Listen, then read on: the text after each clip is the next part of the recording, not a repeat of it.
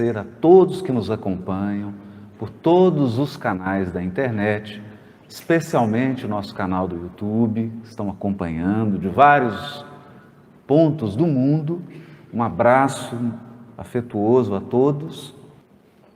Se você tiver a curiosidade de consultar aqueles livros que antecederam a codificação espírita, a obra monumental de Allan Kardec,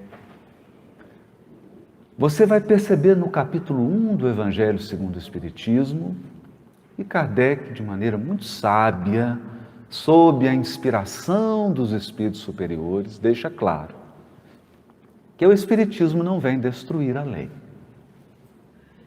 E lá no primeiro capítulo, ele explica, como sempre, como grande educador que é, os laços que unem a terceira com a segunda revelação e com a primeira revelação, mostrando que toda a obra da espiritualidade superior é obra de planejamento no curso dos milênios. Portanto, não se ergue um edifício começando pelo telhado. Precisamos compreender que a educação do espírito humano no monoteísmo, na religiosidade e na espiritualidade começa já na infância da humanidade. Numa sequência de missionários que trabalham a primeira revelação, depois a vinda do próprio mestre, o governador espiritual do orbe, com uma sequência também de missionários que consolidam os aspectos da segunda revelação e, por fim, o momento em que vivemos de consolidação da terceira revelação. Isso é fato. Isso nós sabemos.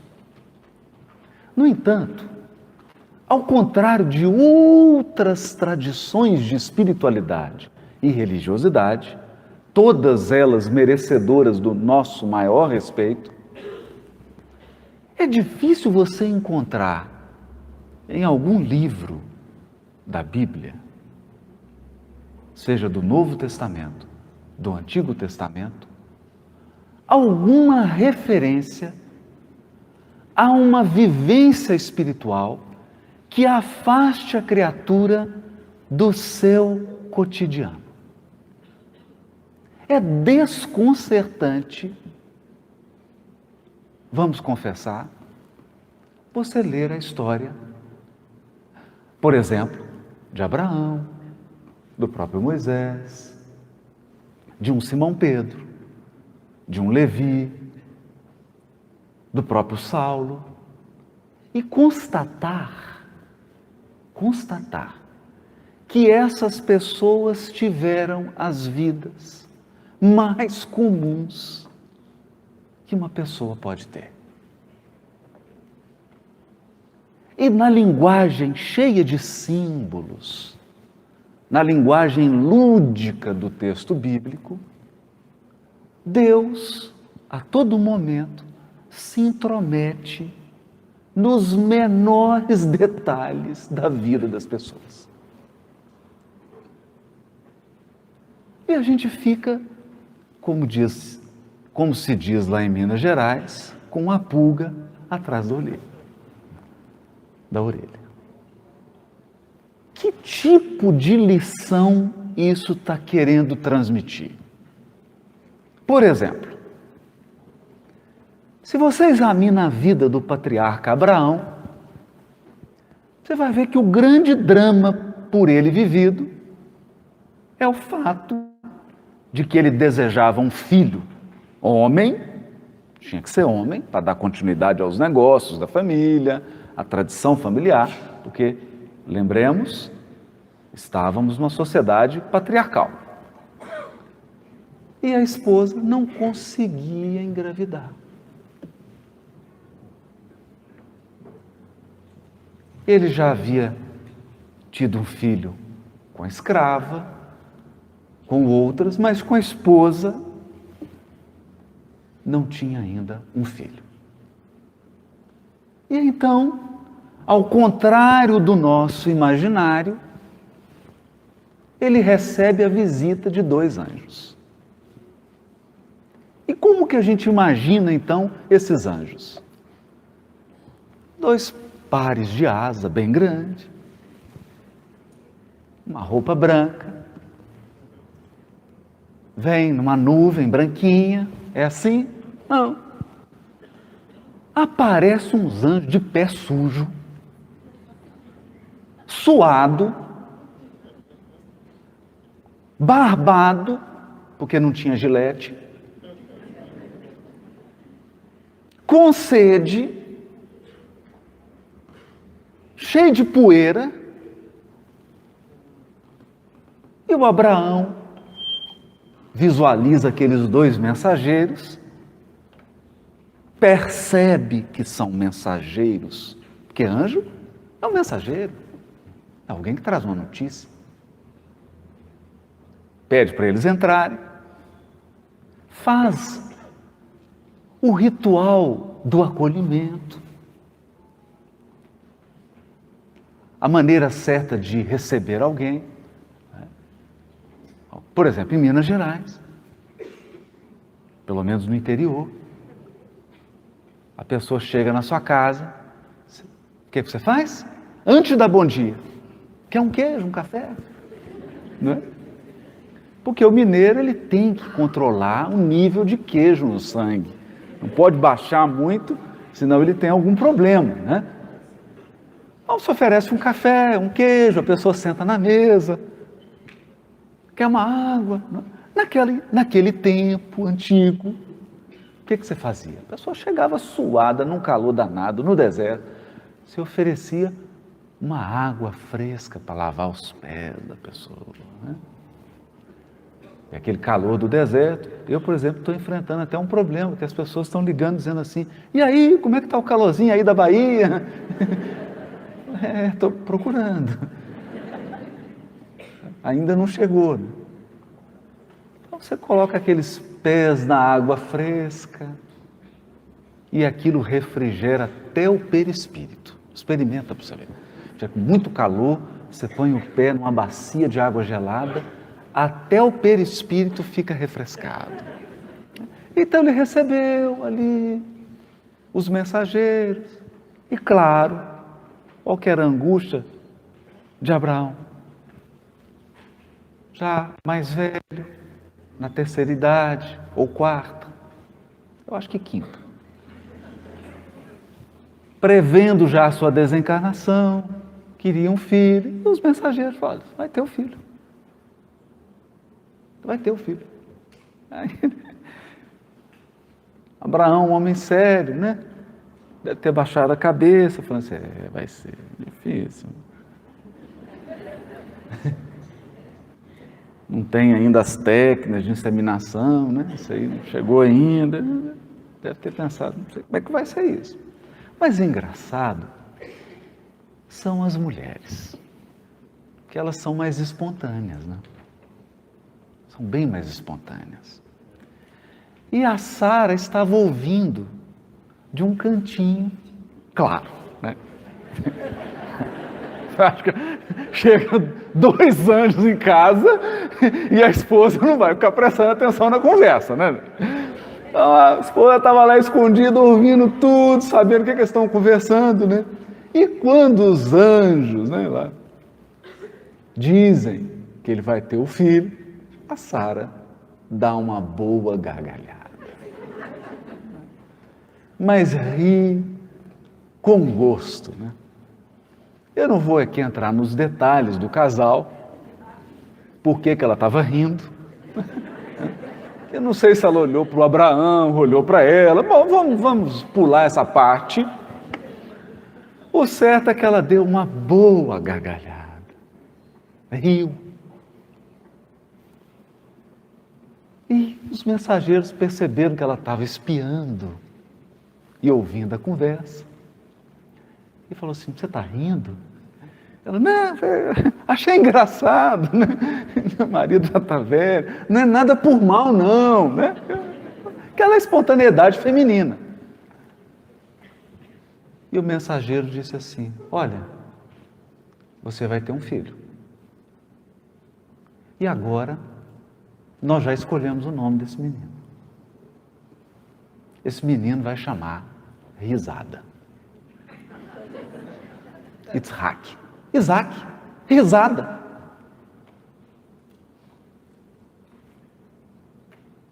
Então, você lê isso, né? E dá uma risada. E acha engraçado. Mas será que não tem alguma coisa por trás disso? Será que nessa história corriqueira, em que um casal já na quarta, quinta idade tem um filho, e o filho chama Risada, e esse filho é um dos patriarcas, será que não tem alguma coisa? Porque imaginem, nós poderíamos estar falando de um Abraão que foi para a montanha, ficou numa posição de lótus e meditou. Então uma luz o envolveu, e ele ficou 10 anos meditando, sem comer, sem tomar água, sem respirar. E teve uma revelação. Não tem isso. Não tem isso. As maiores lições que essas personagens bíblicas têm são nas situações mais corriqueiras da vida. Por exemplo, Jesus, segundo o capítulo 3 do livro Boa Nova, de Humberto de Campos, psicografia de Francisco Cândido Xavier, ao contrário do que muitos imaginam, não subiu em nenhum tapete mágico e voador. Ele simplesmente ficou em Nazaré, na carpintaria do seu pai, José. Quando chega o momento da sua atividade pública, depois de sondar Jerusalém, perceber estrategicamente que não seria por ali, ele se dirige para Galiléia. E o que Jesus faz? Funda então um grupo espírita, secreto, onde as pessoas ficavam só orando, meditando e entrando em contato com as esferas superiores. Foi isso? Não. Não. Jesus começa a caminhar pela orla do lago de Genezaré e começa a pescar com os seus apóstolos, que eram pescadores. Ninguém é afastado do cotidiano, ninguém recebe uma dádiva para poder se ausentar da sociedade, ninguém é retirado das suas relações familiares, ninguém é retirado das suas obrigações. Por exemplo, Levi continua sendo fiscal da Receita Federal. Só que é da Receita Federal do Império Romano. Cobrador de impostos. Continua. Não há deslocamentos exteriores.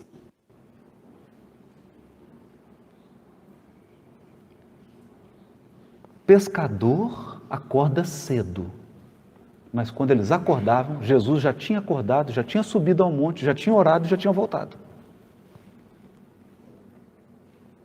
E estava lá, pescando, andando, comendo. Por exemplo, Jesus encontra com Zaqueu. Percebe o inusitado e chama Zaqueu para uma conversa especial, para algo assim extraordinário? Não. Jesus se convida para almoçar na casa de Zaqueu. Almoçar.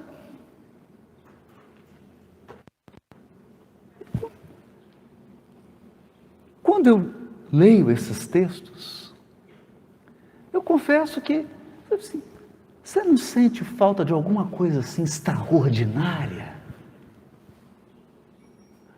Imagina Jesus aqui em Vitória da Conquista, entra aqui na Semana Espírita, você fala, aí dá aquele burburinho, Jesus está aí, Ele veio. Então você imagina algo extraordinário, chega perto dele e fala assim, tem um café aí? Vamos tomar um café? Vamos.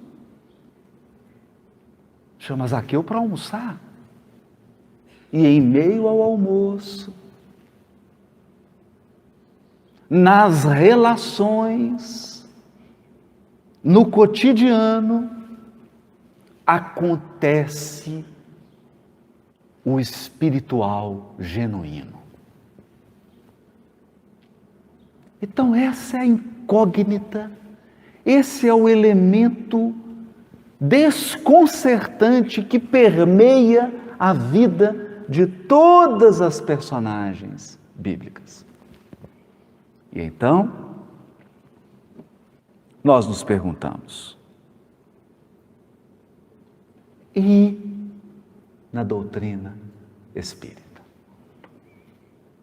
Você abre então o famoso capítulo Sede Perfeitos, que está no Evangelho segundo o Espiritismo.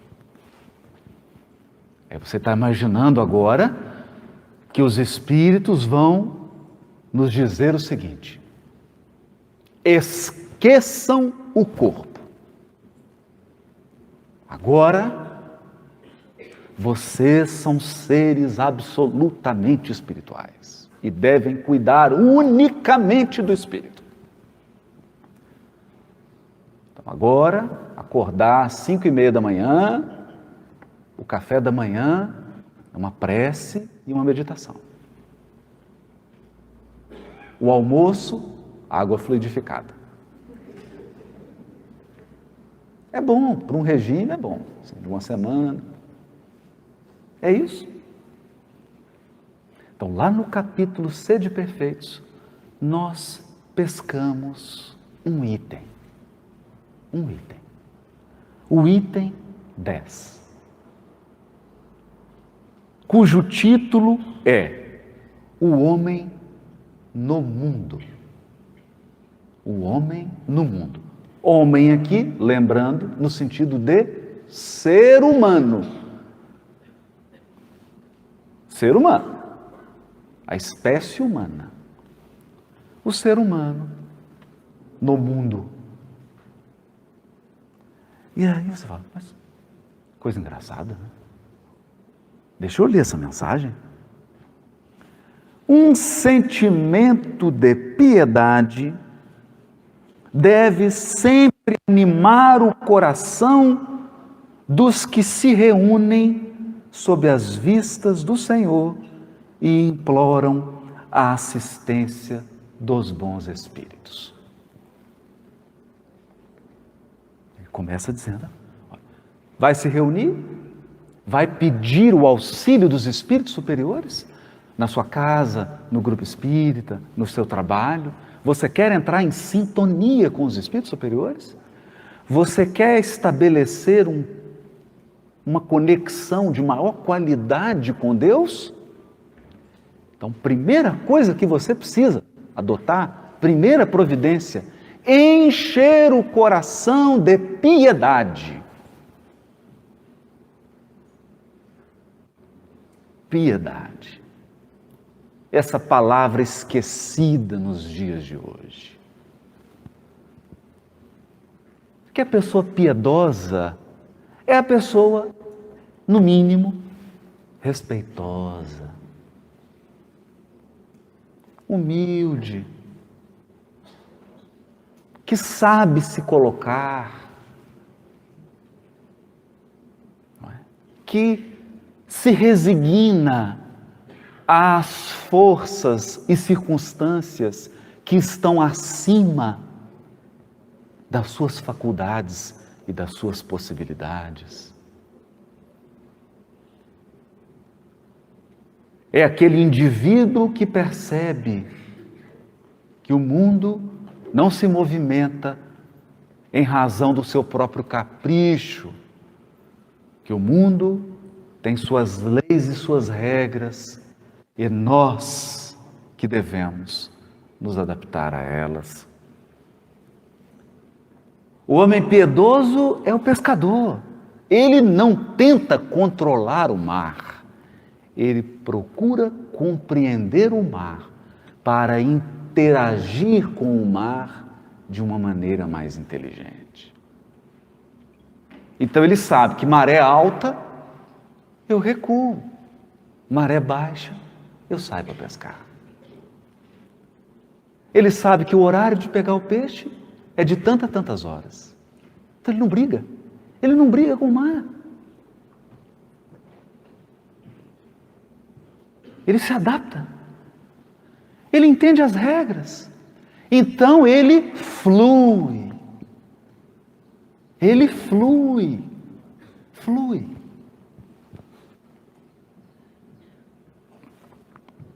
Esse é o piedoso. Piedoso. Nós vamos falar sobre isso. Sobre o como as pessoas encarnadas hoje querem burlar leis da natureza, como, por exemplo, a necessidade de sono. Nosso organismo precisa dormir, precisa descansar. Precisa de água. Coisas simples. Coisas simples, que não observadas, podem se transformar em coisas complexas.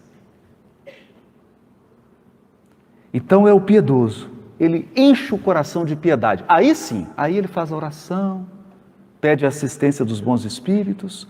Purificai, pois, os vossos corações. Não consintais que neles, que nos corações, demore qualquer pensamento mundano ou fútil. Olha isso. Purifica o coração, o sentimento. Porque o ato de sintonia espiritual, o ato de oração é um exercício do sentimento, não do intelecto. O intelecto precisa também de musculação. O intelecto também precisa de exercício constante. Por esta razão, os aspectos da ciência e da filosofia, investigação e reflexão, porque isso é a ginástica do pensamento, do intelecto. Mas nós também precisamos de uma ginástica do sentimento. Uma ginástica do sentimento. Por exemplo, nós nos preocupamos hoje tanto com peso e percentual de gordura. Já viu? Se você tem uma balança, ele acorda. Nossa, aumentou 200 gramas. Ai, meu Deus do céu. Agora, né? Meu percentual de gordura está tanto. Que é claro que se isso for conduzido de uma maneira saudável, é muito bom. Saudável. É muito bom. Mas, e você ficar carregando no coração um tanto de mágoa pequenininha? Isso também é percentual de gordura. Isso vai dar problema lá na frente. Não é? Então, às vezes, nós nos comportamos assim. A pessoa chega e fala, fulano, mas você está... Eu fiz alguma coisa? 17 de fevereiro de 1983.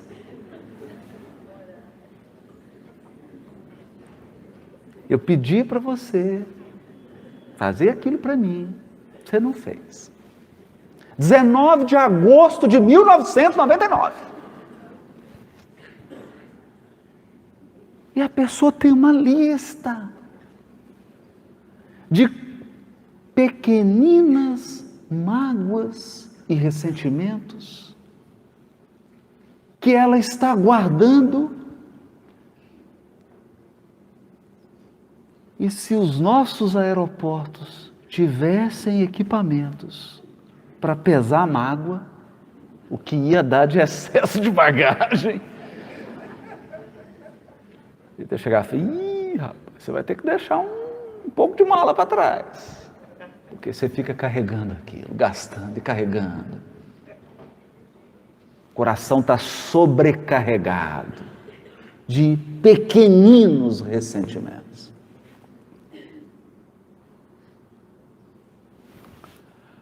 Passar por uma prova ou uma expiação é algo desafiador. Desafiador. Desafiador. E eu fico hoje pensando por quê? Não é tanto passar pela expiação ou pela prova. Que às vezes você passa bem. Nossa, meu Deus, passei. Tá uns roxos aqui. Estou meio andando ainda de muleta, mas consegui passar. O problema não é esse. São os traumas que você mantém e cultiva depois de ter passado por uma expiação e por uma prova. Por exemplo, uma revolta sutil, uma tristeza sutil, um desânimo que você não sabe explicar por quê. Então, ao longo do desenrolar da sua vida, vai juntando, porque é igual, é assim, você vai fazer lá um molho de tomate, né? Então você coloca lá o tomate, o salzinho, aí você coloca uma pitada de açúcar ou de bicarbonato. Para quê? Para diminuir a acidez do tomate. Não é assim? Para fazer o molho? Uma pitada. Então você vai assim, é uma pitadinha de tristeza, uma pitadinha de desânimo, uma pitadinha de revolta. Daqui a pouco, de pitadinha em pitadinha, o negócio já virou 3 quilos, 4, 5, 1 tonelada. E você agora já começa a perceber que é uma criatura amarga.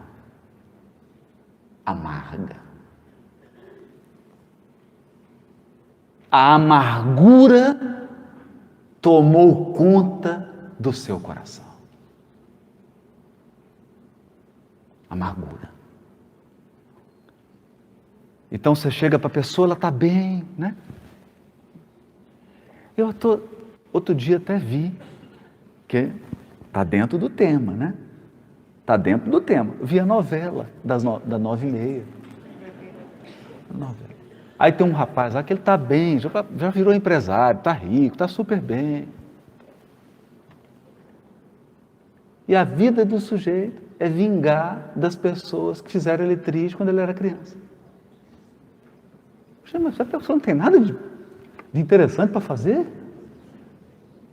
O rapaz está bonito, está com dinheiro, está bem, tem a empresa, não está querendo. Porque quando eu era criança, eu não tive isso. Então acumulou um tanto de amargura e se tornou amargo. Uma amargura que vem de pitadas. Pitadinha. É uma tristezazinha aqui, um ressentimento ali. Então os Espíritos dizem, purificai o coração. Vai para a prece, vai pedir o contato com os Espíritos superiores? Faz o seguinte, dá um banho demorado no coração. Por quê? Você escova dente todo dia? Espero que sim. Tomara. Pelo menos uma vez no dia você passa um fio dental, se Deus quiser. Toma banho pelo menos uma vez no dia. Então, todo esse cuidado com um corpo que vai morrer. Que dirá os cuidados que o espírito, que o sentimento exige? Todo dia você tem que passar um fio dental. Escovar o dente do coração. Dar um banho. Para tirar pequenas sujeiras do caminho que vão se acumulando. Então está aqui, purificai os vossos corações. Não consintais que nele demore qualquer pensamento mudando ou fútil. Elevai o vosso espírito àqueles por quem chamais, a fim de que, encontrando em vós as necessárias disposições, possam lançar em profusão a semente que é preciso germine em vossas almas e dê frutos de caridade e justiça. Então nós nos elevamos e aí ocorre a semeadura. É uma semeadura porque os espíritos superiores depositam em nós não somente ideias, mas energias novas, disposições novas. Você recebe uma espécie de soro espiritual. Pluga aqui, dá 2 soros. Você sai renovado, hidratado. Por quê? Porque ao longo das experiências de um dia, uma semana, um mês, você desidrata espiritualmente. Você fica desidratado. Porque não é fácil. Então, esse contato renova as nossas energias, né? Então, está vendo que a mensagem está caminhando aqui? Já entendi. Então, eu vou me afastar, vou ficar agora só orando. Aí o Espírito começa a dizer assim: não julgueis, todavia, que exortando-vos incessantemente à prece e à evocação mental, prece e evocação mental, pretendamos vivais uma vida mística, que vos conserve fora das leis da sociedade, onde estáis condenados a viver. Condenados.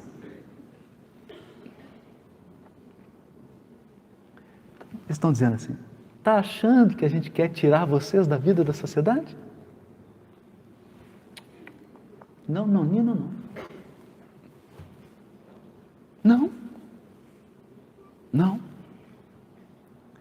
Não vivei como os homens da vossa época, como devem viver os homens. Sacrificai, olha o verbo, sacrificai as necessidades, sacrificai mesmo as frivolidades do dia, mas sacrificai com um sentimento de pureza que as possa santificar. Frivolidade. Tem uma poesia de um conterrâneo meu, Carlos Drummond de Andrade. A poesia é assim: ele está na janela, ele fala: um homem vai devagar, um burro vai devagar. Eita vida besta, meu Deus. Termina a poesia. Eita vida besta, meu Deus. Então, outro dia, eu parei para pensar: acordo 6 da manhã. Aí preparo o filho para levar para a escola. Aí pego o trânsito. É um trânsito suave. Belo Horizonte hoje tem um trânsito suave. Inclusive, os especialistas estão prevendo que daqui a 1 ano não tem mais trânsito em Belo Horizonte, porque os carros não vão andar. Não vai ter mais trânsito. Ninguém vai andar para lugar nenhum. Então você vai para a escola, que fica 3 quilômetros, 50 minutos. Tá eu, o filho com sono, 50 minutos no trânsito, para ir. E voltar. Daí volta. Depois, 5 para meio-dia, tem que buscar. 45 minutos para ir e voltar. Vai somando. Pega a calculadora aí. 50 minutos mais 45. Almoça. Tem que ir para o trabalho. 22 quilômetros. 1 hora para ir, 1 hora para voltar. 2 horas, mais 50 minutos, mais 45. Outro dia eu estava lá na minha oração, com essa mensagem aqui. E falei assim, meus amigos espirituais, olha, não quero discutir com ninguém, não estou questionando nada, está tudo certo, mas 3 horas só para deslocar?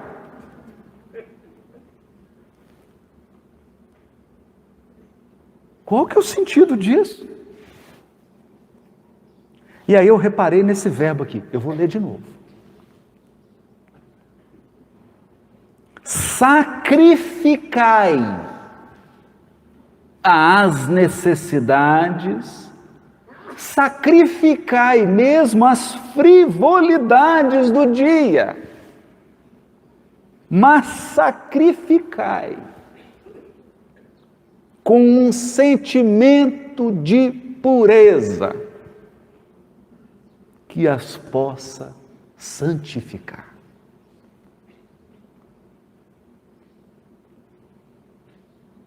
Sacrificai com sentimento de pureza.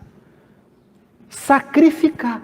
Então, você não vai ser levado para um ambiente de espíritos puros, eles vão orar e vai cair pétalas de luz. Não, você vai ser colocado no trânsito.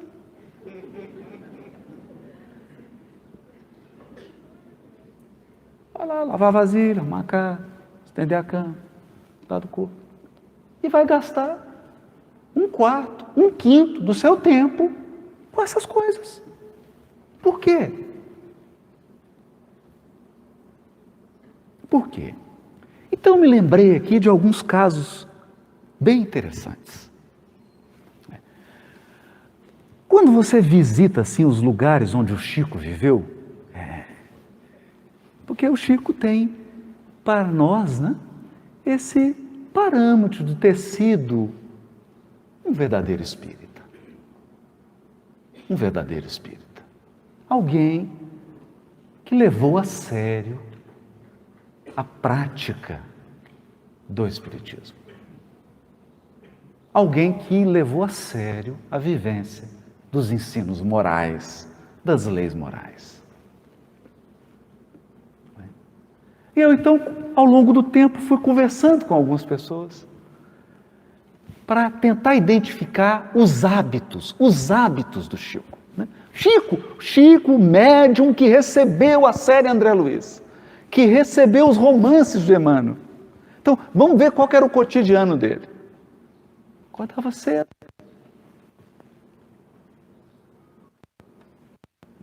Saía na rua. Aí você olhava para aquele bar, mas era, gente, pensa num bar, assim, daquele bem derrubadinho. Pensa num bar assim que você fala, nossa, meu Deus do céu. Pensa num bar assim. Mas pensa mais. Era um bêbado caído aqui, era um outro lá tomando um café da manhã, que é uma cachaça. 6:30 da manhã. Você vê o que é o vício, né? E o Chico entrava naquele bar. no balcão e pediu um café. Falou, não é possível. Não é possível. Então um dia passou uma senhora muito espiritualizada. Ao contrário do Chico, muito conectada com a espiritualidade superior, e falou assim, Chico, você num bar? Mas foi assim, sutil, falou com classe. Num bar? Porque aquela região você não fala bar, você fala bar. Aqui. E aí o Chico falou para ela, minha irmã, quando um espírita entra num bar, ele vira lar.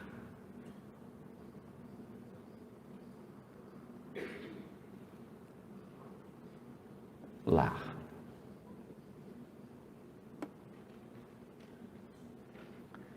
Então, mas ele não ia lá para beber cachaça.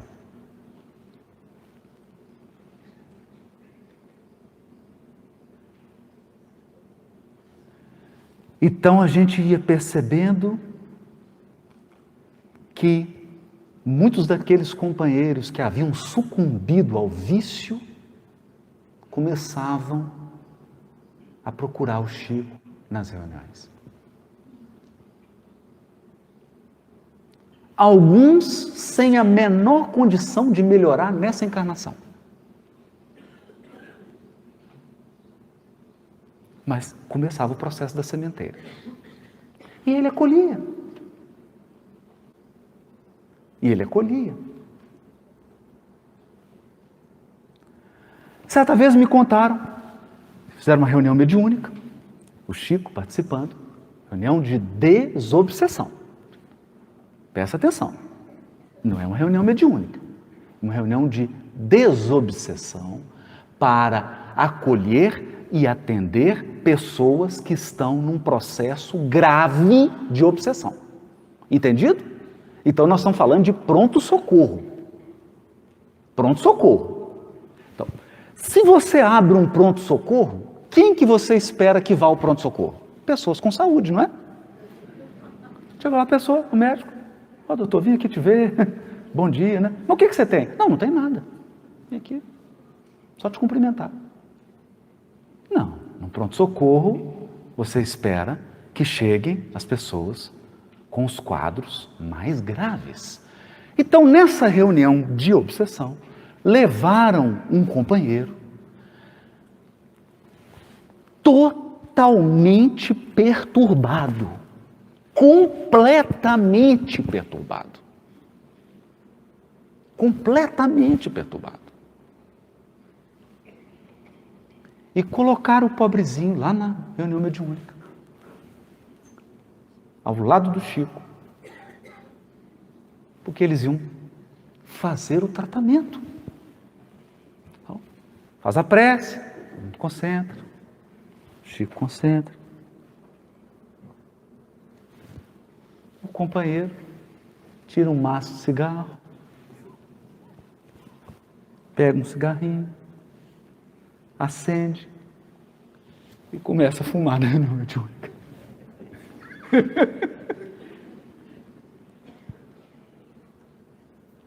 O dirigente quase teve um AVC.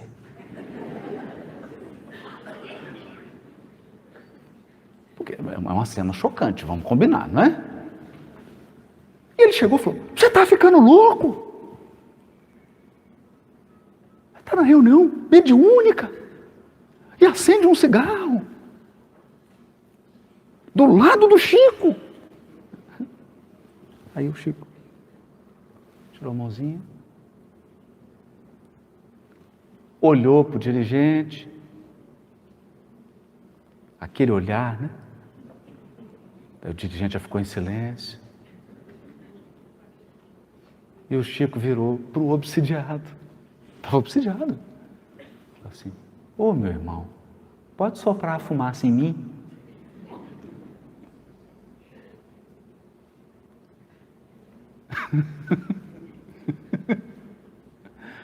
Você quer o quê?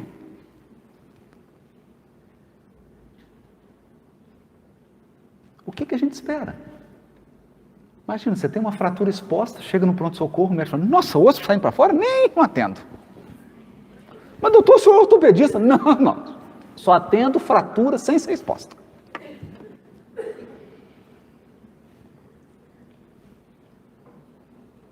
Percebe? Então ali, companheiro, um indivíduo que estava tão tomado pela obsessão que já perdeu o senso da conveniência, virou inconveniente, um doente. Ele foi atendido, ele atendeu. E assim, as pessoas que o visitavam, naquele trabalho mais leve, porque assim, gente, uma verdade tem que ser reconhecida: o espírita é ótimo em concentração. O espírita é preparado para concentração, para meditação. Então as pessoas chegavam lá no Chico 2 horas da tarde e ele começava a psicografar. E os espíritas sentavam, faziam uma prece. 10h30 da noite, já tinha espírita. Preciso ir ao banheiro, comer alguma coisa. Aí um já levantava, o outro ia para cá. E o Chico, de 2 da tarde a 10h30 da noite. Aí os espíritas levantavam, iam lá, comiam, iam ao banheiro, voltavam. E o Chico lá sentado. Dava 2 horas da manhã, já tinha espírita levantando, falando: nossa, não aguento mais. Não aguento, é muita elevação. É muita espiritualidade. E é mesmo. 2h30 da manhã, o Chico parava para psicografar. Aí devia ter gente assim: graças a Deus que acabou. Quero voltar para o hotel, esticar minhas pernas. Aí o Chico ia ler as mensagens, uma por uma, entregar. 4h30 da manhã. Já tinha gente desdobrada. A pessoa já estava incorporando nela mesma. Ela só falava através de psicofonia no próprio corpo. E o Chico virava para os amigos: vamos tomar um café lá em casa? Vai dizer não, né? Todo mundo ia. Eu ia tomar um café. Ia tomar um café. Certa vez teve um evento, estava até o Herculano, quem conta isso é o Herculano Pires. Estava com os companheiros, foi desse jeitinho que eu contei aqui. 2 horas da tarde, era 4h30 da manhã, o povo estava tomando café e comendo um bolinho. E o Chico ali acolhendo. Quer dizer,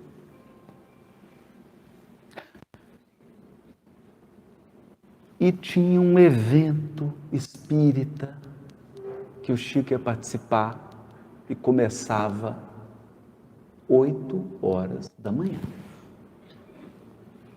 Isso já era umas 6h30. Aí todo mundo despediu. Aí o Chico despediu, disse que ia tomar um banho, descansar um pouco e iria ao evento. Claro, ele ia psicografar na mesa. E então, a pessoa virou para o Herculano e falou assim: eu acho que o Chico não vai não. Não vai não. A hora que ele tomar aquele banhozinho quente, que ele deitar na cama, só amanhã. O Herculano Pires virou para a pessoa e falou assim: você não conhece Chico Xavier. Você não conhece o Chico. Deu 8 horas da manhã, eles chegam lá, está lá o Chico na mesa. inteiro chegaram perto. Era cheiro de éter, cheiro de rosa, exalando dele. Então, o que nós estamos tentando conduzir o pensamento aqui é: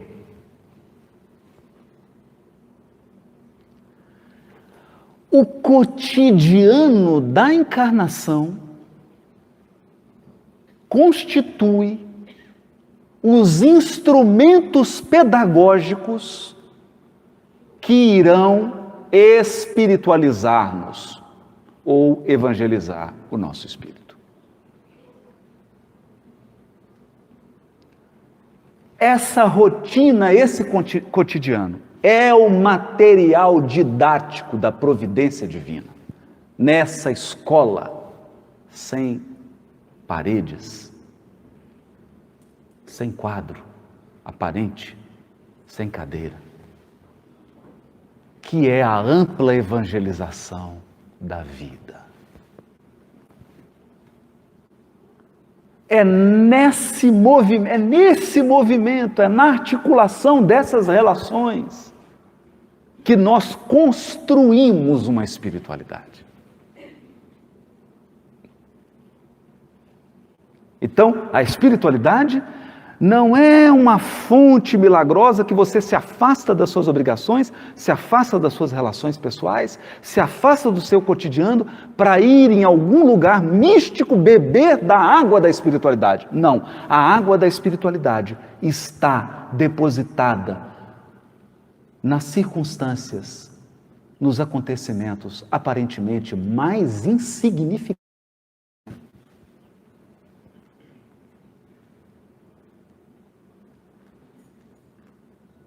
E talvez as lições mais grandiosas que você vai experimentar serão dadas nos fatos mais corriqueiros da sua vida.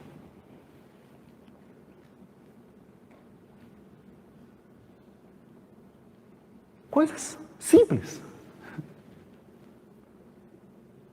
Coisas simples. Você irá perceber padrões de espiritualidade e padrões de ação da espiritualidade superior em coisas corriqueiras. Coisas corriqueiras. Então, por exemplo, já contei isso, mas é bom, né? É bom contar. Dirigindo, com meu filho, ele mal-humorado, que tinha acordado cedo, sentado do lado de cá. Eu não tão bem-humorado. Dirigindo, a pessoa dá uma fechada. E aí, gente, eu tive uma regressão para uma encarnação anterior minha, em que eu estava numa espécie animal. Uma encarnação muito remota. Então veio aquela memória de animalidade, eu baixei o vidro assim. Agora eu vou rugir. Eu lembrei dessa encarnação que eu fui leão. Vou rugir. Eu baixei o vidro. O indivíduo parou do meu lado. Falei, é agora. Eu já estava até ouvindo a música do Rei Leão. Eu falei, é agora que eu vou rugir.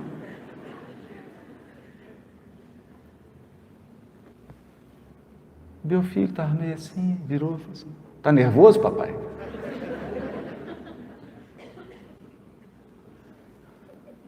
Um pouco. Assim, vai xingar o moço? Falei, estou querendo.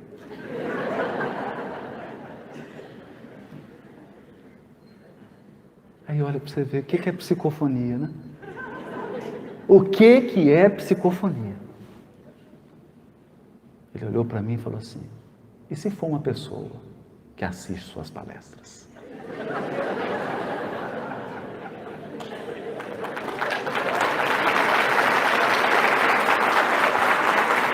Nessa hora, eu mudei de encarnação. Eu lembrei na encarnação que eu fui um ratinho, pequenininho.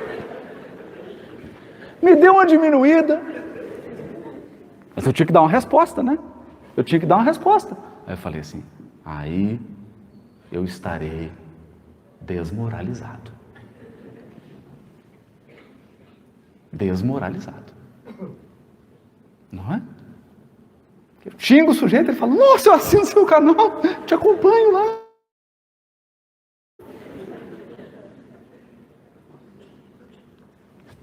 Então, a partir desse momento, eu comecei a ter uma dimensão dessa mensagem, o homem no mundo. O homem no mundo. E comecei a pensar, como que você toma café?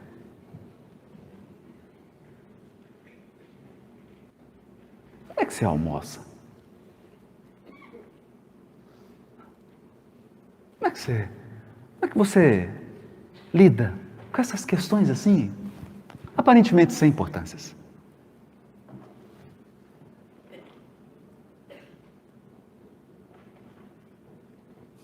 Aparentemente sem importâncias.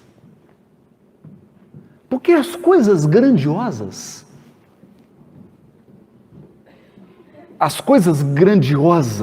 as ações extraordinárias de Deus se escondem nos fatos corriqueiros. Por exemplo, tive um amigo agora, não estava com sobrepeso, não tinha nenhum sinal clínico indicando que ele tivesse uma situação de risco. Eu começo a sentir uma dorzinha assim no peito, um calor, assim, um cansaço. Vai para trabalhar, sente, o negócio está meio esquisito, não? Está estranho. Liga para uma pessoa que é cardiologista, espírita, amiga. Ela fala, vem para cá. Vem para cá agora. Ele tinha sofrido um infarto. Aí chegou lá, você está bem? Tô bem, estou sentindo um cansacinho, né? Vai fazer o exame? Ela falou, nós vamos te internar, você vai fazer um cateterismo, uma angioplastia e uma válvula estente. Mas agora? Não dá para mandar um WhatsApp assim, preparar? Não, é agora.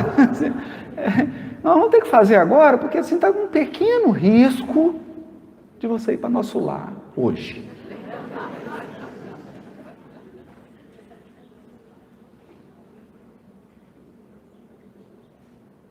Então, providências são articuladas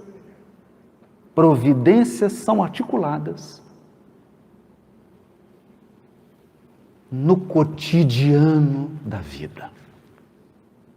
E eu pergunto, no cotidiano da vida, está você sintonizado com as forças superiores que regem os nossos destinos?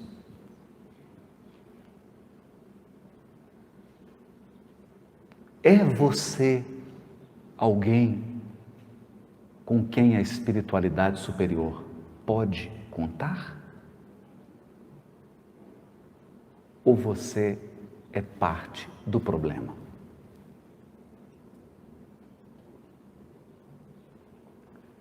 Bom, nós vamos agora fazer uma oficina de cotidiano.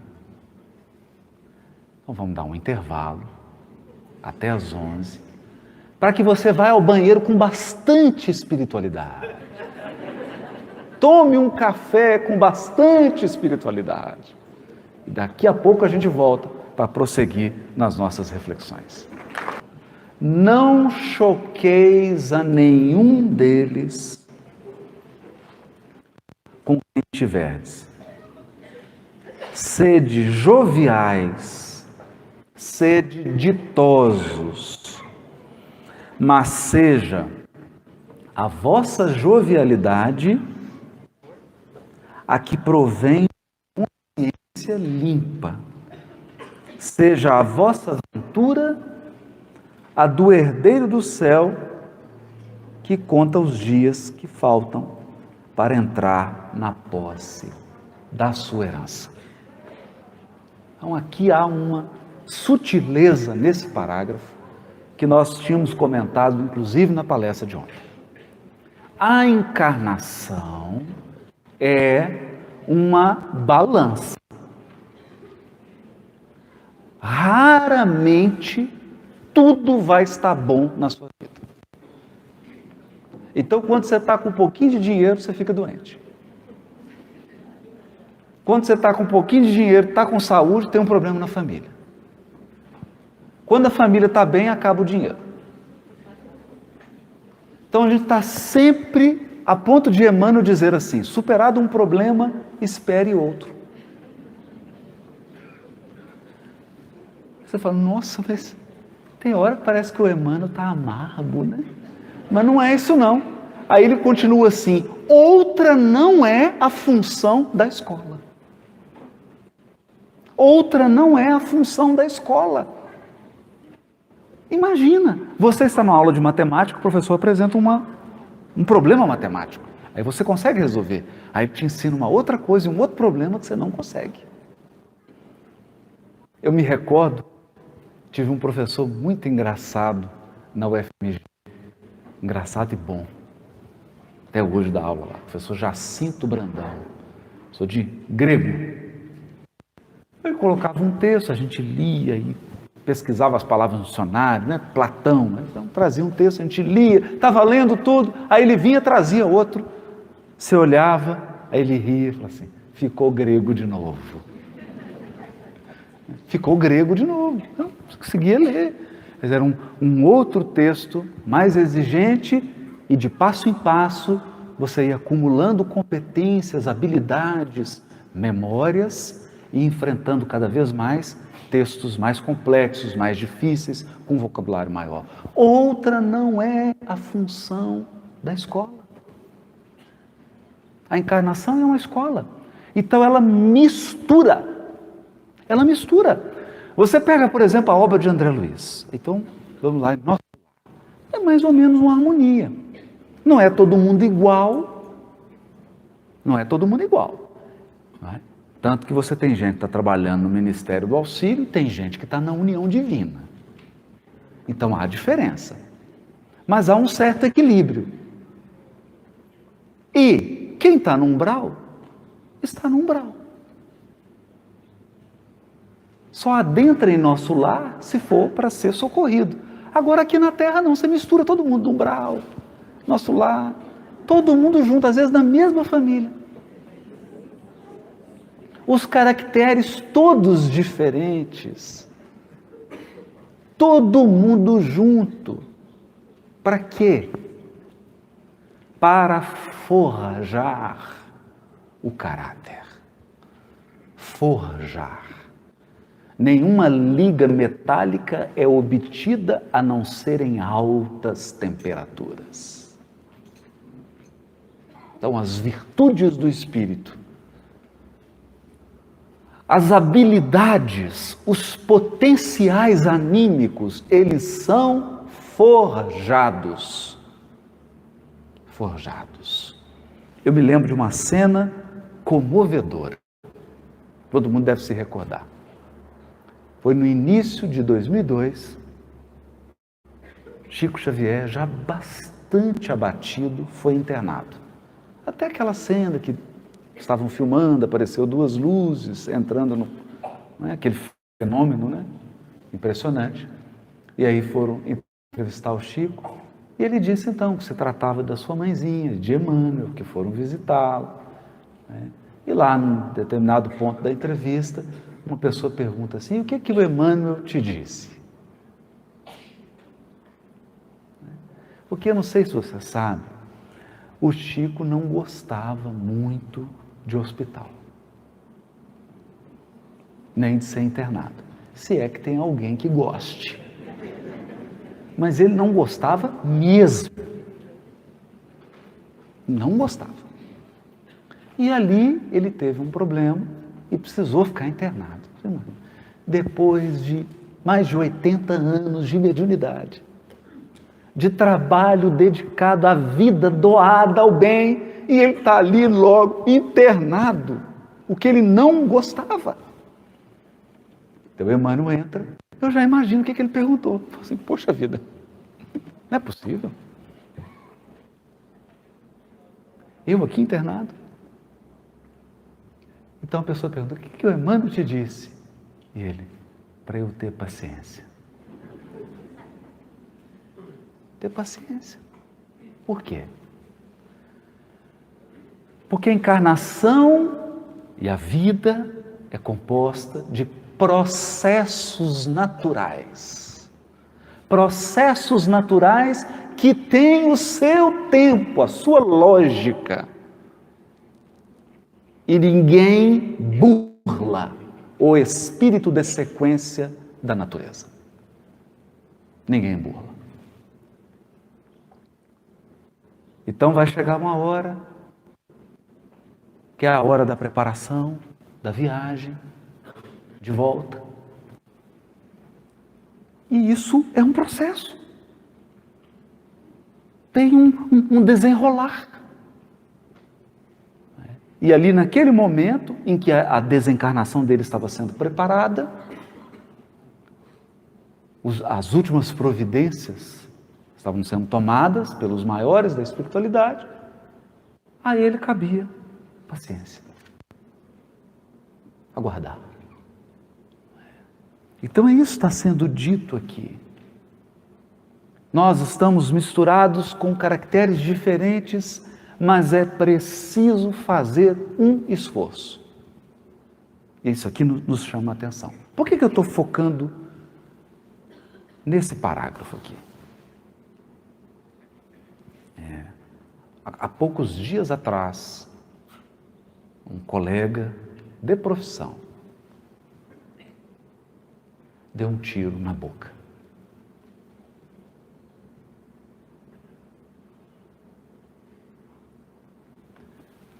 Há 8 meses atrás, eu fui procurado por uma companheira, dizendo assim, Haroldo, nós precisamos fazer alguma coisa. Eu sou coordenadora da área de saúde da Universidade Federal de Minas Gerais e estou ficando impressionada com o número de suicídios em alunos de medicina.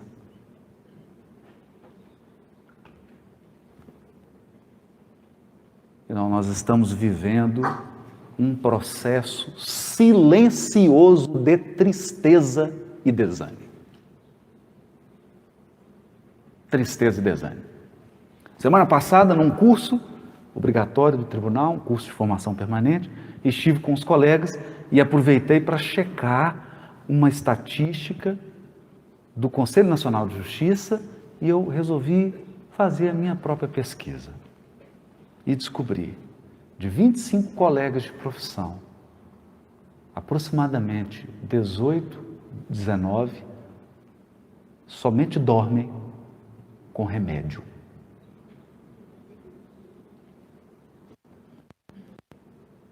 Ou seja, 25 pessoas, que eu pus ali no grupo,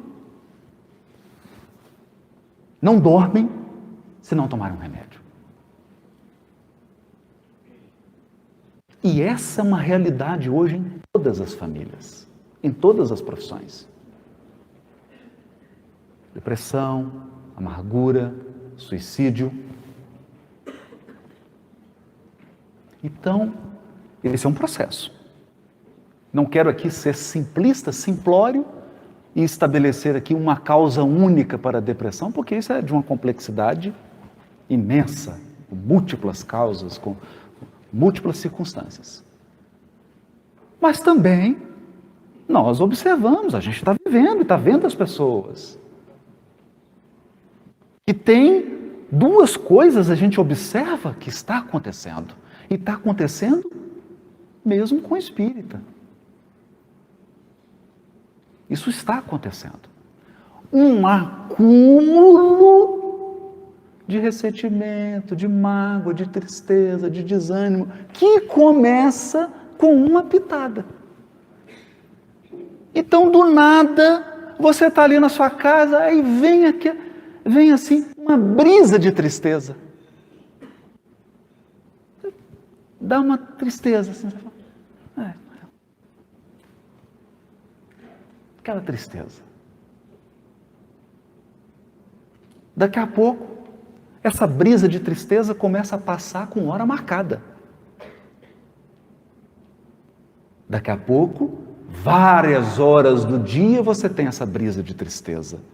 E quando você se dá conta, já não é mais uma brisa de tristeza, é uma constante tristeza.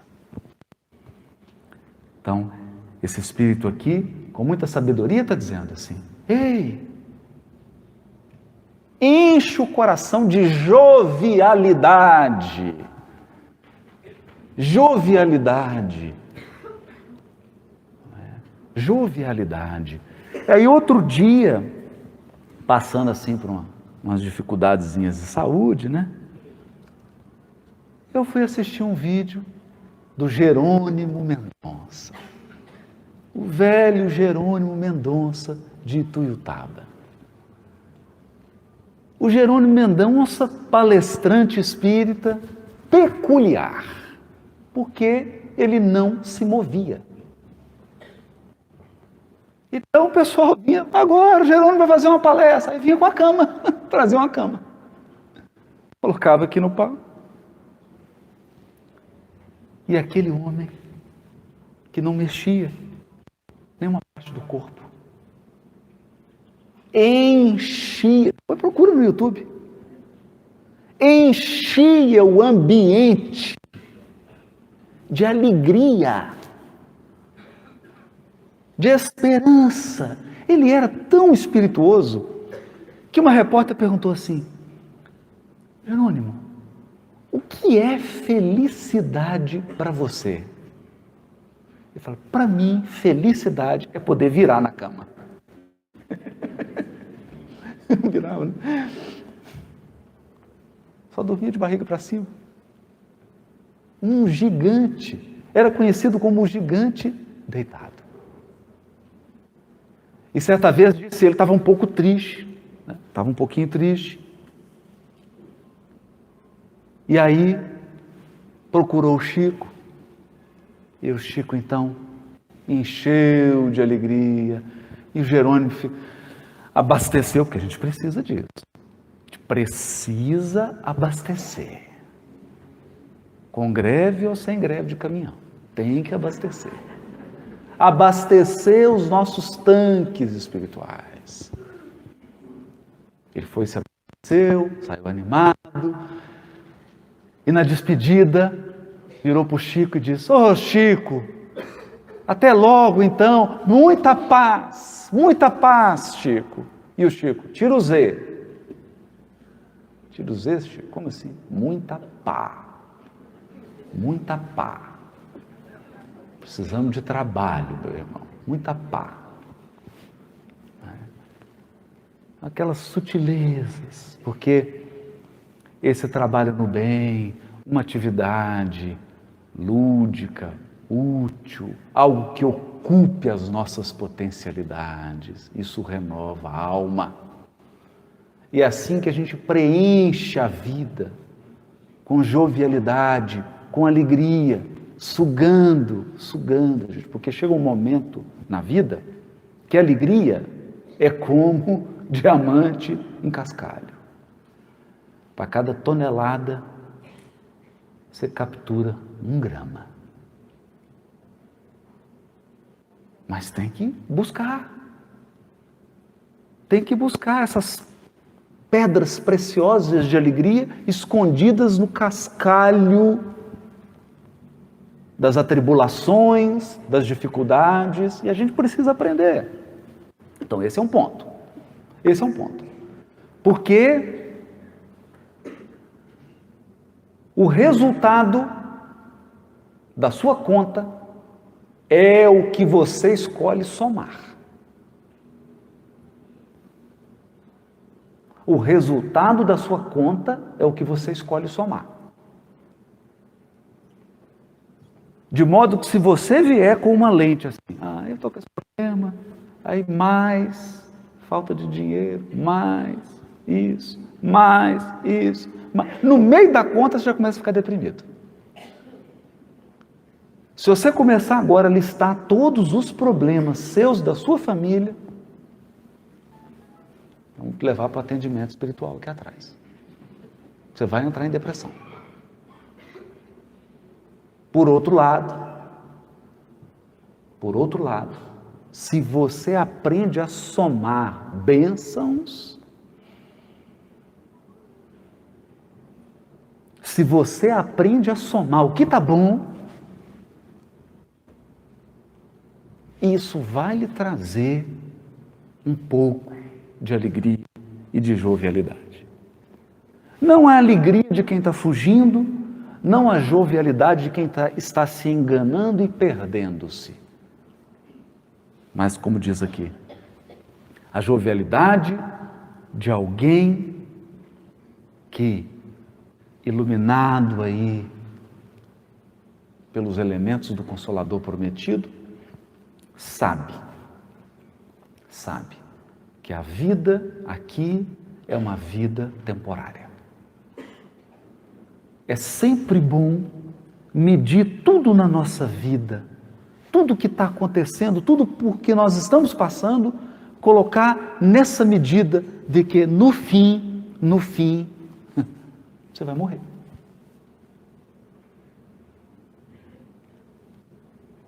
Isso é um exercício que nós precisamos fazer. E eu tenho ouvido assim, tenho vivido e tenho ouvido. Vivido e ouvido. Conversava com esse amigo aí que teve um infarto, ele falou assim, eu estou tendo que agora mudar a minha maneira de viver. Espírita. Mas por quê? Porque a espiritualidade permitiu que ele colocasse um pezinho na desencarnação. Um pé. Então, alguns de nós só estão reformulando sua maneira de pensar e sua maneira de viver se você der um susto. A pessoa tem que quase desencarnar e ela muda. Alguns. Você quer isso? Se você quiser, a gente faz a prece agora pedindo. Só um susto. Você vai só sentir a desencarnação, assim, um leve. Então, essa perspectiva, ela nos traz para a realidade e para a condição do espírito encarnado. A condição do espírito encarnado é uma condição de fragilidade. Fragilidade. Nós caminhamos em uma fragilidade que é permanente. Por mais que você se acredite poderoso e no controle da situação. Não é assim. Segundo, afora essa nossa capacidade de aprender a somar o que é bom, há um outro elemento da sociedade contemporânea, que alguns têm chamado de a civilização do analgésico. Olha que expressão curiosa. Alguns estudiosos têm chamado o nosso tempo de o tempo do analgésico. Por quê? Ninguém mais, com raras exceções, tem resiliência, suporta a dor. Então nós vivemos numa cultura que diz assim, meu Deus, não pode sofrer. Não pode ter dor. Nenhuma dor.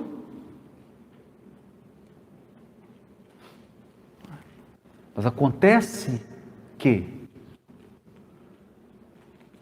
estar encarnado é criar em algum nível, uma relação saudável com a dor.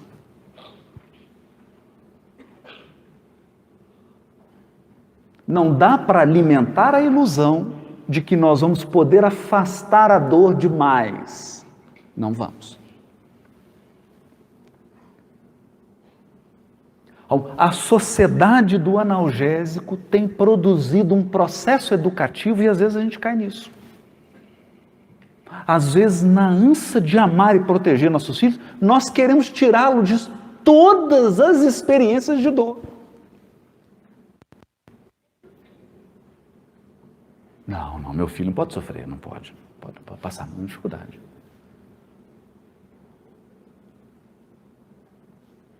E isso tem transformado indivíduos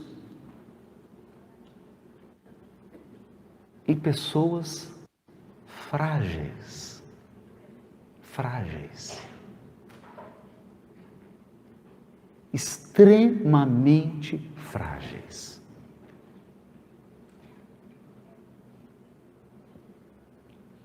Isso é sério por quê? Uma criança que foi educada numa família onde ela é poupada de qualquer aborrecimento, onde ela é poupada de todo tipo de frustração, onde ela é poupada de todo tipo de dor, mínima que seja, essa pessoa não consegue sobreviver quando termina um namoro. Ela tem 15 anos de idade. O primeiro namoro, aí a pessoa termina com ela suicida.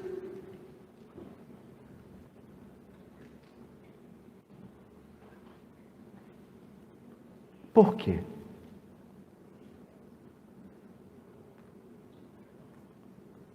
Portanto, há uma frase de Paulo de Tarso que ele diz assim: porque a tribulação produz fortaleza. A tribulação produz fortaleza.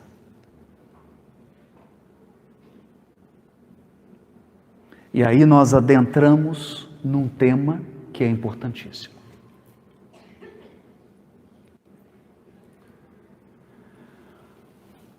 Há algum tempo atrás eu encontrei com alguns companheiros de mocidade espírita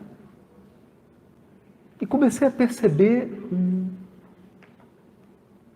um fato que me tocou profundamente. Tocou profundamente. Alguns companheiros de jornada, da primeira hora do contato com o Espiritismo, estavam amargurados e decepcionados, perdendo a sua conexão com a espiritualidade, porque passaram por algum processo de sofrimento.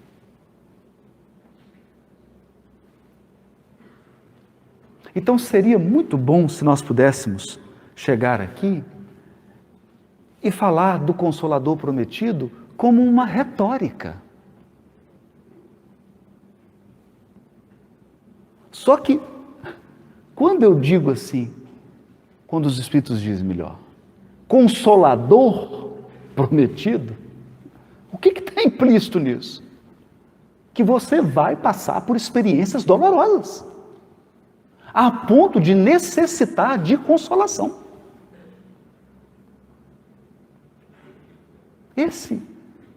Esse é o recado. Experiências desafiadoras vão chegar até você e você necessitará de consolação.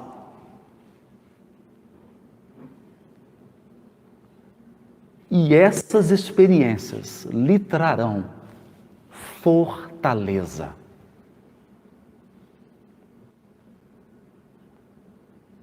Fortaleza. Eu me lembro aqui de uma experiência forte vivida, bem forte, bem desafiadora, em que liguei para uma amiga espírita em São Paulo, muito experiente, muito vivida. E ela perguntou assim: o que está acontecendo?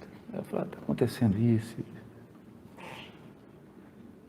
E ela disse assim: já passei por isso 3 vezes. Eu já estava quase morrendo, passando por um. Achei que não ia sobreviver. Ela: já passei por isso 3 vezes.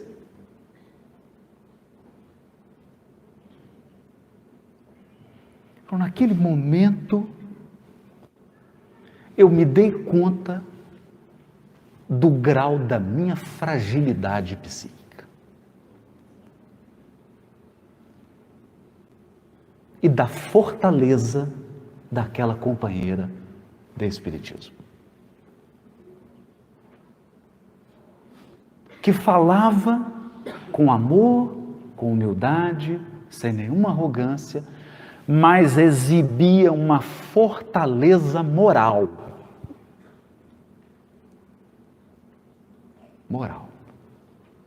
Então, é necessário resgatar esses elementos da espiritualidade. Porque hoje, quando nós falamos em espiritualidade, geralmente as pessoas concebem alguma coisa mística. Mas a espiritualidade, no fundo, é isso aqui. É uma capacidade de encontrar alegria em meio à tempestade. Continuar de pé quando tudo te leva a deitar. Manter-se firme e forte quando todas as circunstâncias exteriores parecem estar ruindo. Então você bebe dessa linfa do Espiritismo, do Consolador prometido, e se fortalece, e se torna robusto. E isso tem a ver com fé. Fé, que é o que está dizendo aqui, do herdeiro. Porque fé aqui não é no sentido de acreditar. É fé no sentido de confiar. Confiar, que é um processo.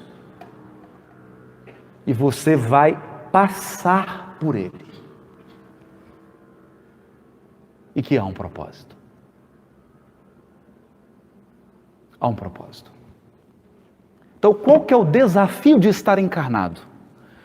O encarnado não pode ter ou não pode ser revelado ao encarnado as garantias.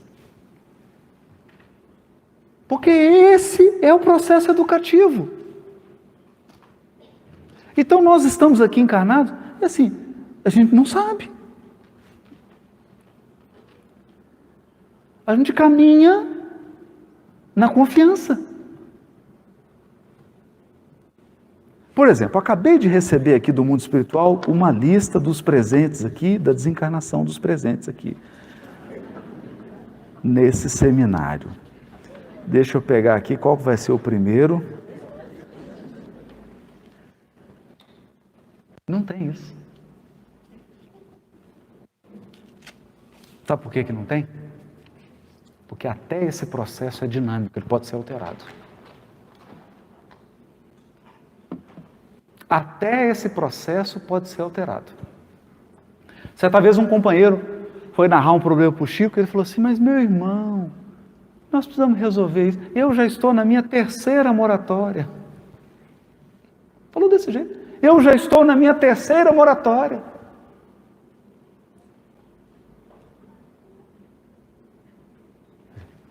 Alguma coisa foi alterada. Porque o universo é dirigido pela inteligência suprema e pelo amor infinito, que a cada cada bilionésimo de bilionésimo de bilionésimo de bilionésimo de segundo está decidindo.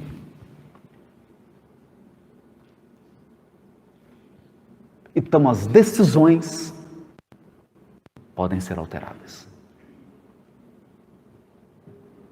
Nós estamos num processo vivo e dinâmico. Vivo e dinâmico. Então, o que se exige então? Conhecer não é possível. Não é possível. Nós não temos como ter acesso ao processo integral. Não temos. Mas temos elementos suficientes para confiar. Para confiar. Que há uma supervisão individual de nossas vidas. Basicamente, é assim: sorria, você está sendo filmado. Você está sendo observado.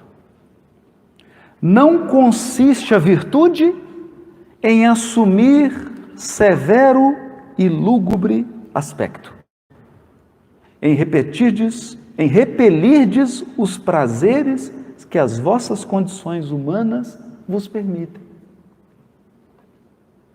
Olha isso.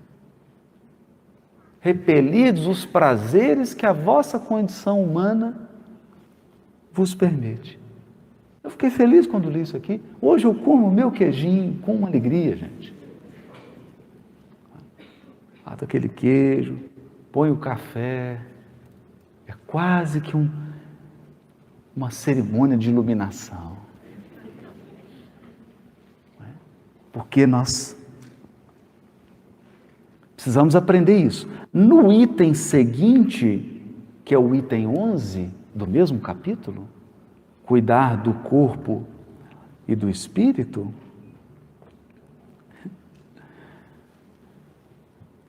o Espírito que dita a mensagem diz assim, que nós somos mesquinhos até no gozar.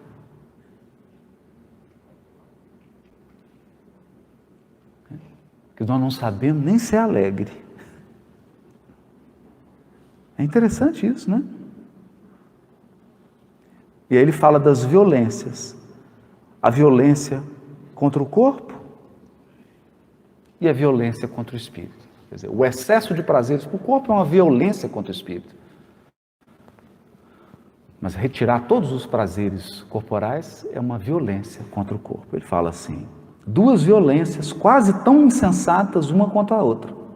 Ao lado desses dois grandes partidos, formiga a numerosa tribo dos indiferentes, que sem convicção e sem paixão são mornos no amar e econômicos no gozar. Mornos no amar e econômicos no gozar.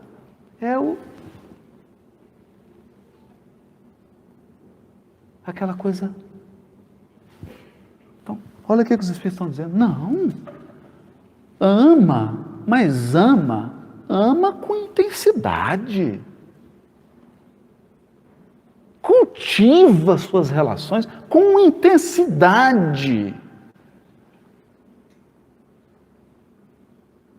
Entende? Se for para comer a sobremesa, que você não pode,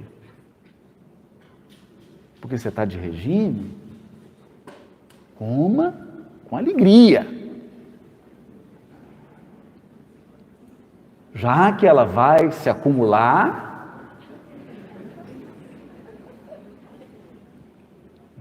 faça com alegria. Então, hoje, a humanidade se assemelha a abelhas que não conseguem mais parar numa flor para sugar o líquido. Não consegue. Não consegue. Então, nós criamos 1.200.000 necessidades para conseguir 1 grama de felicidade. Olha que coisa curiosa isso. Olha que coisa curiosa. Então, antes, as pessoas se reuniam assim, sentavam na calçada da rua, não tinha nada. Sentavam na calçada da rua para conversar, e aquilo dava uma alegria, aquilo enchia. Eu reunia a família, brincava e contava alguma coisa. Hoje, você recebe 2 pessoas, não, então eu vou servir isso aqui, aí vou fazer aquilo, aí tem que arrumar isso. Não, você mais se fadiga do que aproveita.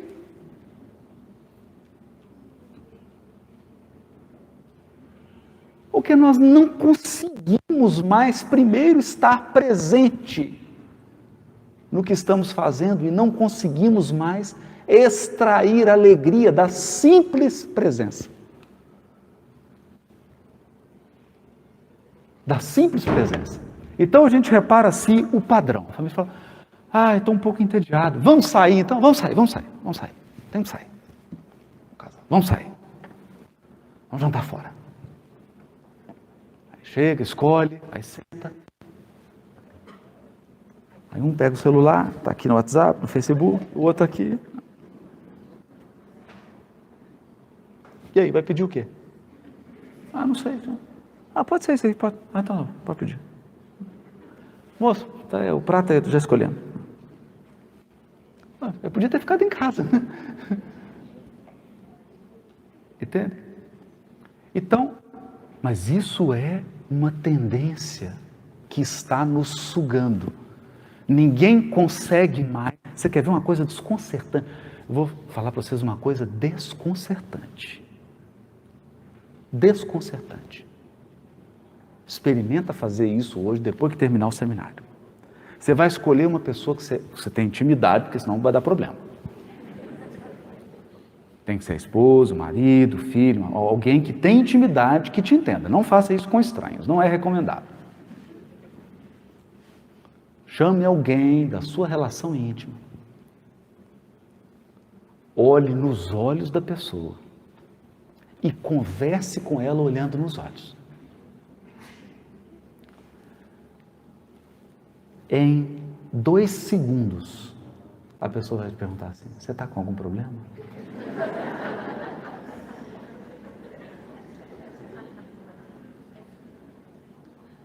Experimenta. Chega assim, oi, tudo bem? Você está bem? A pessoa já fala, tem uma coisa esquisita. Por quê? Uma pessoa olhando nos seus olhos, uma pessoa presente, sem desviar a atenção para o WhatsApp, para o Facebook, para nada, olhando para você, se preocupando com você, é um problema psiquiátrico. Nós chegamos a esse ponto. E diante desse tormento e dessa doença, vem o remédio. O pseudo-remédio.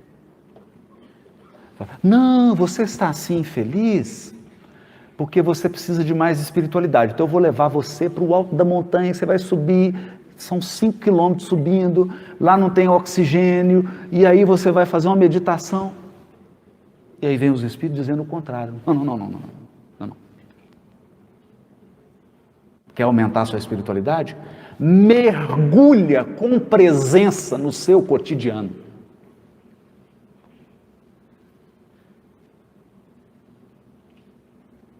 Mergulha com presença na sua vida.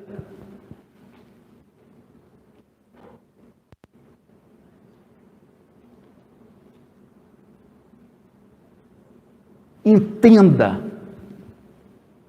que o ritmo da vida não é o ritmo do Facebook.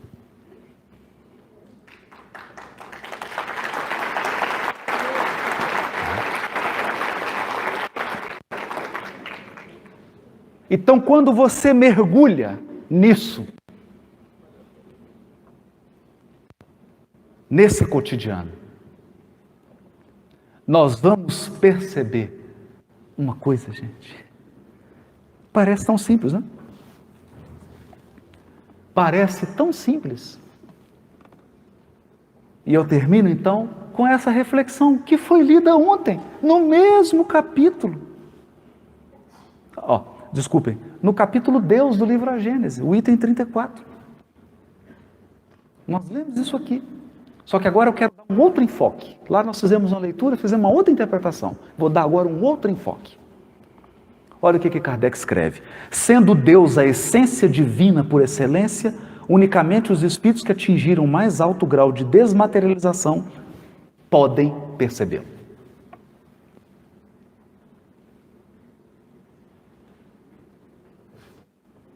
Porque Deus é a essência divina. Se você está materializado, adivinha. Você está cheio de crosta, camadas. Você não percebe. Querem ver? Alguém aqui já tentou dar banho num marreco? Num pato? Já tentou? Eu já tentei. Não deu certo. Não deu certo. Porque você joga água, a água escorre. Não entra. É impermeável. Não, mas joga mais água, não adianta, pode afogar ele na lagoa. Ele vai até gostar. Você mergulha ele na lagoa, segura. Não molha. Mas não está rodeado de água? Tá, mas não é impermeável? Aqui é a mesma coisa. Deus é uma essência espiritual, nós precisamos desmaterializar enquanto espírito para percebê-lo. Mas olha o que o Kardec vai... Então isso aqui, essa primeira fase, se eu parar de ler aqui, o que você vai concluir?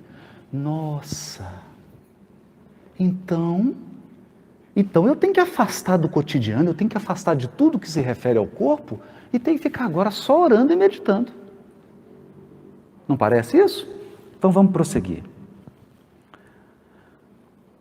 Pelo fato de não o verem, não significa que os espíritos imperfeitos estejam mais distante deles do que os outros. Esses espíritos, como os demais, como todos os seres da natureza, se encontram mergulhados no fluido divino, do mesmo modo que nós estamos mergulhados na luz.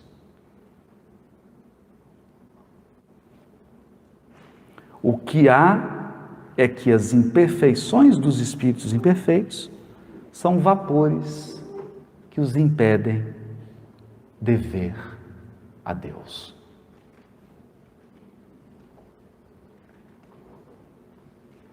Então,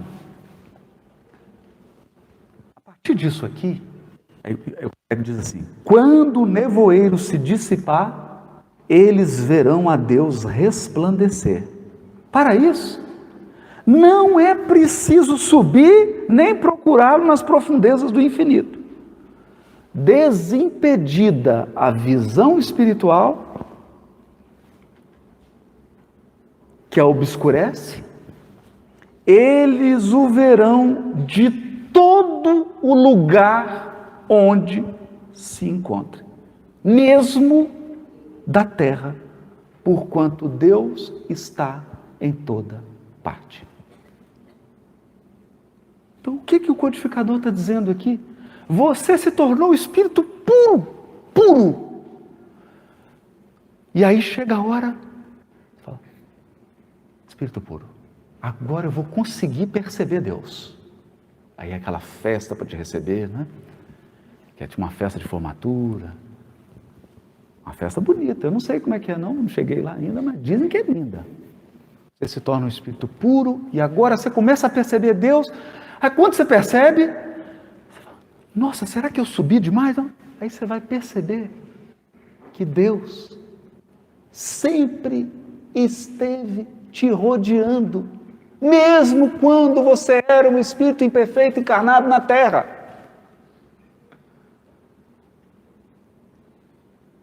Deus não mudou de lugar. Foi você que ampliou a percepção.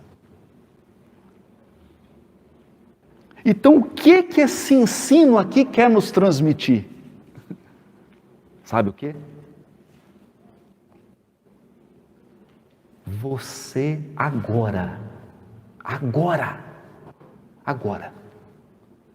está absolutamente cercado e preenchido por Deus.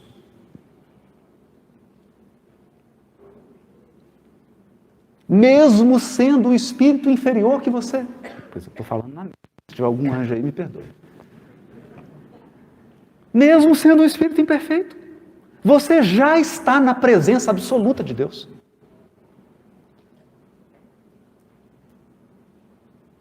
Você já está. Você não tem que ficar evoluindo para estar na presença de Deus, não. Você já está na presença de Deus.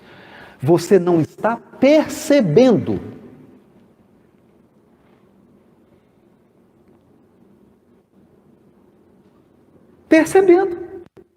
E isso é um negócio desconcertante.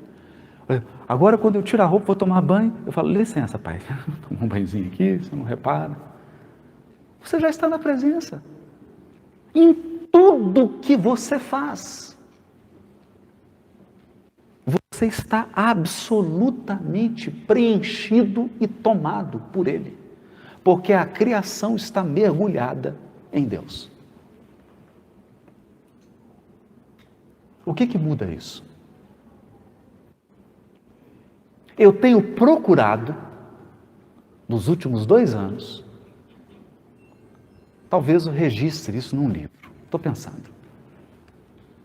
Tenho procurado conversar com amigos e amigas espíritas que tenham vivido expiação, mas não é expiação pequena não, tem que ser um negócio grande. Aquelas expiação assim, gigantesca. Só coisa de alto nível. Expiação dolorosa. Então, já pesquisei uns 4 casos. Comigo 5.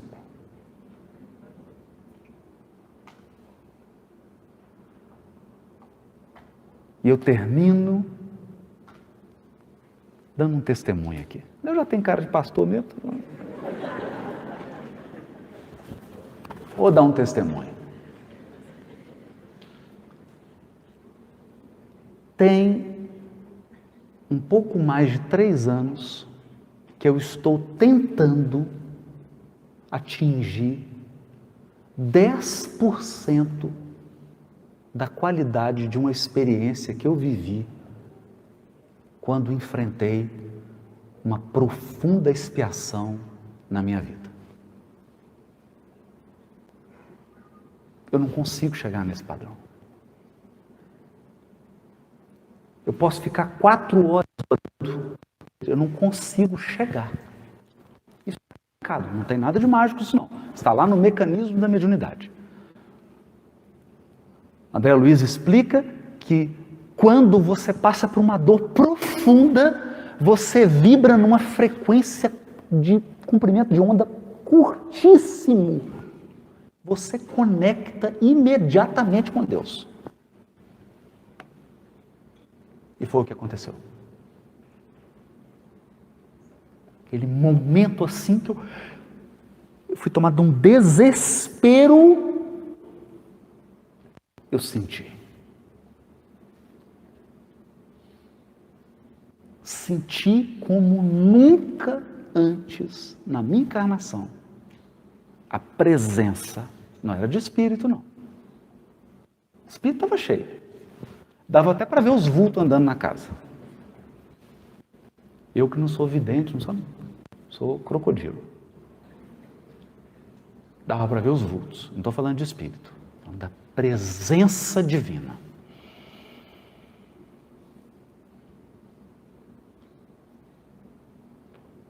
Por quê? Por 2 segundos eu consegui romper as barreiras da percepção que a minha imperfeição moral colocam no meu espírito, pela dor eu pude romper e perceber o que um dia eu vou viver integralmente quando me tornar um espírito puro.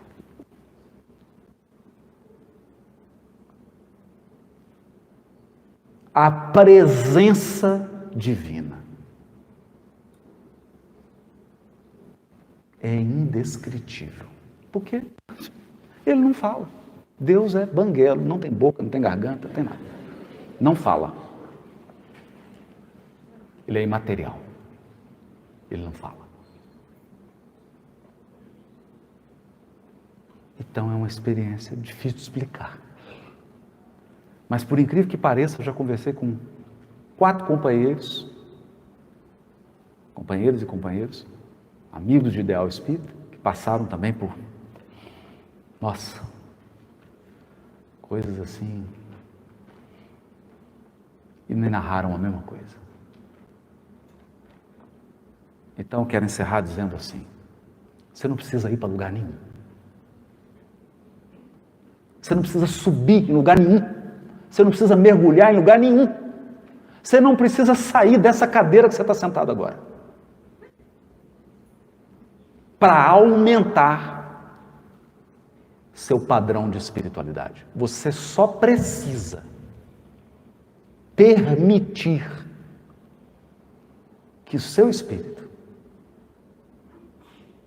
ultrapasse as barreiras da materialidade.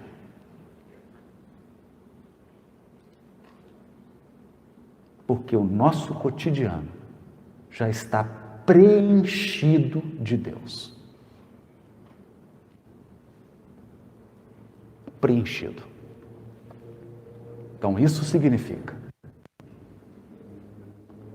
que eu desejo para você agora, no almoço, uma extraordinária experiência espiritual.